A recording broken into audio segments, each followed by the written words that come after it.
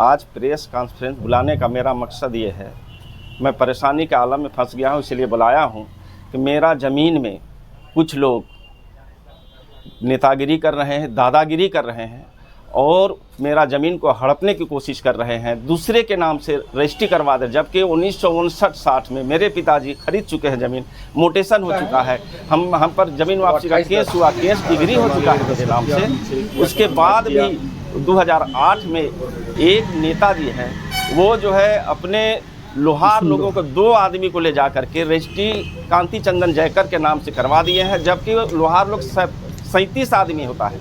लेकिन मात्र एक बाप के 2 बेटा को ले जा करके किशुन और बालक को ले जा करके रजिस्ट्री करा करके कांति चंदन जयकर के नाम पर, हम लोग को पता ही नहीं था, करा दिया, मोटेशन भी करा दिया। और अभी मेरे ज़मीन में कोई काम करते हैं तो रोक दिया है। अभी 144 लगा दिया, कोर्ट में केस कर दिया है। बहुत ज़्यादा परेशानी है हमको। अब इससे हमको कैसे निजात मिले, इसका हम ढूंढ रहे हैं। जबकि इस पर केस हो चुका है, कांति चंदन जयकर के नाम पर हमने केस किया है, अदालत में मामला चल रहा है और वो मामला अब सुनवाई पे आया हुआ है। जब सुनवाई पे आया है तब जा कर के ये लोग यहाँ जो है दबंगई कर रहे हैं, दादागिरी कर रहे हैं। प्लॉट जाने से मारपीट का धमकी देते हैं, केस में फंसवा देंगे, उठा देंगे धमकी देते हैं। और जो बाउंड्री करा है, पूरा बाउंड्री गिरा दिए रात में जा करके, 100-150 आदमी ले जा करके गिरा दिए। हमको पता ही नहीं चला कि कब गिरा, कौन गिराया। गन उनका धमकी देते हैं कि कोई भी आता है गोली मार दो, ये करो। अब हम लोग कमाने खाने वाले आदमी हैं, मेरा सब भाई जाता है रंग चुना का काम करता है, रंग पेंट का, हम सिलाई का काम करते हैं टाटा सिल्वे में, हम लोग को कुछ पता ही नहीं होता। और उधर प्लॉट में जो है गेम हो जाता है, खेल लेता है लोग। इस बात से बहुत ज़्यादा परेशान हैं हम। और बहुत ये कुछ लोग अपने नेता होने का, नेतागिरी का फ़ायदा उठा रहे हैं। देख लीजिए, मेरे पास सारा ओरिजिनल पेपर है। देखिए, डीड है, ये भी डीड है, मेरा ओरिजिनल डीड है। देखिए, पिताजी जो खरीदे हैं ओरिजिनल डीड है, सारा डीड मेरे पास है। सब कुछ होते हुए जाली करा करके उन लोगों ने ऐसा किया है। और जो जाली करा है वही लोग अभी आ करके दादागिरी कर रहे हैं। ये सारा डीड है मेरे पास, ओरिजिनल डीड है, आप देख लीजिए। देखिए, कलेक्शन स्लिप है जो अंचल से हमने कराया है, मोटेशन सबका कलेक्शन स्लिप है, रसीद है, सारा कुछ मेरे नाम से है। देखिए, सारा रसीद है इसमें। उसके बावजूद हम कहाँ मेरा कमी है, कहाँ ये है जो दादागिरी करके ये लोग उसके बाद बेच करके। और वो कांति चंदन जयकर कहीं पेशे से इंजीनियर है, वो आदमी भेजता है, या तो उसका आदमी है ये लोग, या तो वो खरीद रखा है इन लोगों को दादागिरी करने के लिए, कमीशन पर काम कर रहा है और हम लोग को हड़का करके ज़मीन को बेच देना चाहता है, हड़प देना चाहता है। मजबूरी बस हमको तो लग रहा है कि अब हमको भी मजबूरी में बेचना पड़ेगा। चूँकि हम लड़ाई नहीं लड़ सकते हैं, हम लोग कमाने खाने वाले हैं, हमको बेचना ही पड़ेगा ज़मीन। तो बेचने जो आता है उसको भी लोग धमकी दे के भगा देता है। अब हम क्या करें, हम मजबूर हैं। इसमें होते हुए मजबूर हो करके आज इस प्रेस कॉन्फ्रेंस को हमको बुलाना पड़ा। चूँकि उनके पास प्रेस में काम करने वाला उनका बेटा भतीजा लोग भी है, वो लोग भी जो है मोबाइल से करके न्यूज़ में चला देता है, कैसे कि ये समाज सेवी है बोलता है, न्यूज़ में चलाता है, बोलता है मुस्तफ़ा अंसारी इस इलाके का सबसे बड़ा समाज सेवी है। आप देख लीजिए कैसा समाज सेवी है।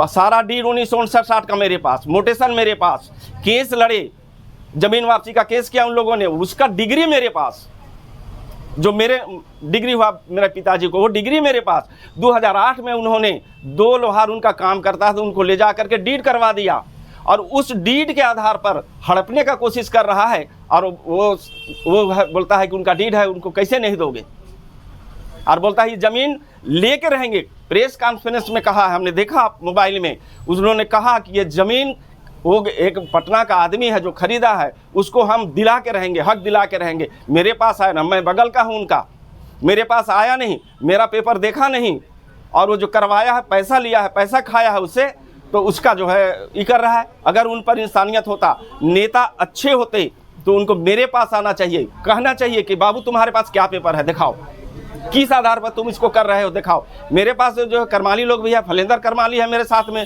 और करमाली लोग हैं मेरे साथ में। उन लोगों ने कभी दावा नहीं किया। उन लोग तो बोलते हैं कि हम तो दे दिए हैं उनको, लियाकत हुसैन को। पहले जिस समय जमाबंदी हमको पता चला कि दोनों के नाम से जमाबंदी चल रहा है, हम गए थे उस समय के जो सीओ थे उनके पास, बोला ये तो गलती से हो गया, कैसे कर दिया, हम तो नहीं किए हैं, अगला सीओ किया, ये बोल करके हमको भेज दिए।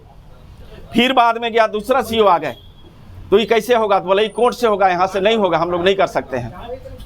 हमने वो भी कोर्ट को कहा है, कोर्ट में लिख करके जो केस चल रहा है उसमें हम दर्शा दिए हैं कि इसका ये कर दीजिए।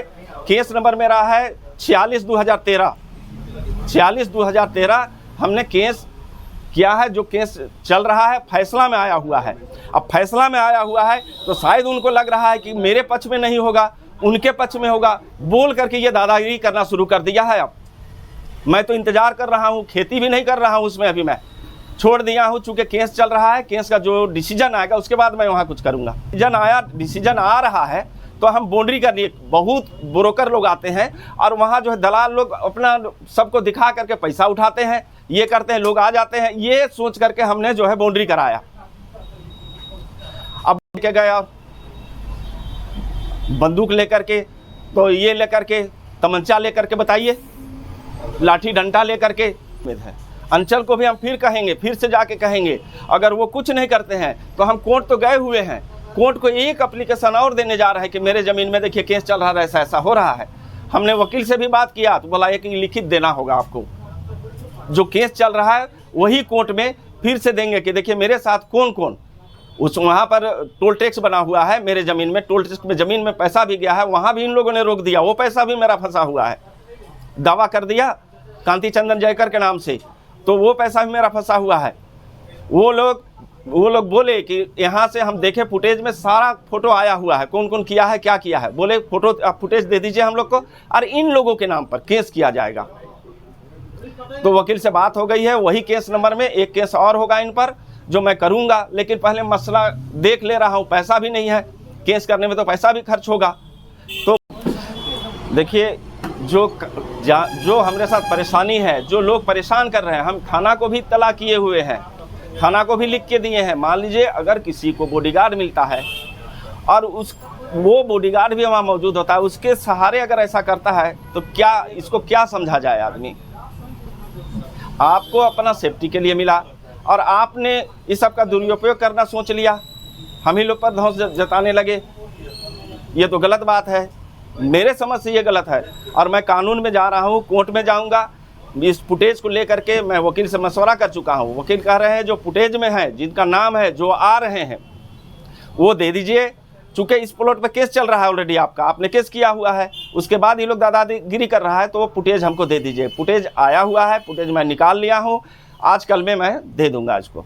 बहुत ज़्यादा कष्ट हो रहा है। देखिए दुकान बंद हो जा रहा है, एक सिलाई का दुकान है मेरा, देख लीजिए छोटा सा, इस दुकान को बंद करना पड़ रहा है। कभी ब्लॉक का चक्कर है, कभी प्लॉट में जाना पड़ता है कि 4 आदमी आ गया है, आइए, भाई बोल देता है, छोटा भाई है, वो कुछ कर नहीं सकता है। फिर हम लोग फ़ौरन जाते हैं वहाँ, हम लोग को देख करके लोग इधर उधर हो जाते हैं। कभी तो कोर्ट जाना पड़ रहा है, वकील का घर जाना पड़ रहा है। मेरा दुकान का मिला जुला के मेरा बिजनेस ठप हो गया है, मेरा काम बंद हो गया है। इस स्थिति पे हम आ गए हैं। एक तो ज़मीन भी लुटा रहा है, काम भी लुटा गया, मेरा आमदनी का जो जरिया तो वो भी ख़त्म हो गया है।